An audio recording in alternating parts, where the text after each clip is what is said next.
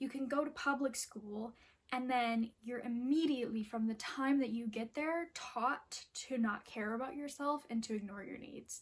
Now, originally, this was very useful because they were trying to create individuals who would work in factories and who would follow the rules, and who were more like machines than people. So as they continue to do this, there's a lot of things that kind of continued into current public school, like rows of desks and having to raise your hand when you need to go to the bathroom and those kinds of things.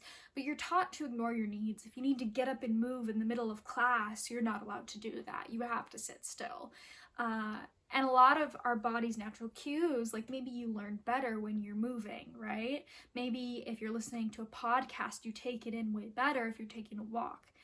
But when you're in school, you're taught to ignore those things. You're also taught to ignore if you have to use the restroom at an inopportune time, you have to eat lunch at a specific time. If you're hungry at other times, too bad, stick it out. If you need to rest, like if you want to take a nap, you can't do that. You have to stay awake. You have to stay with the class.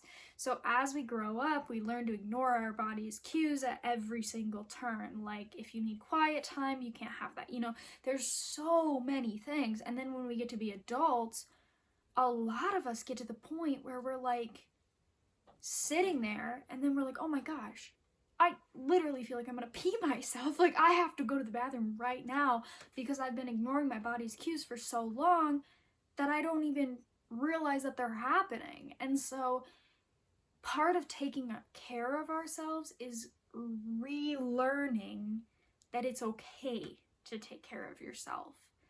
And that can take some time. So if it doesn't feel supernatural at first, just keep on keeping on.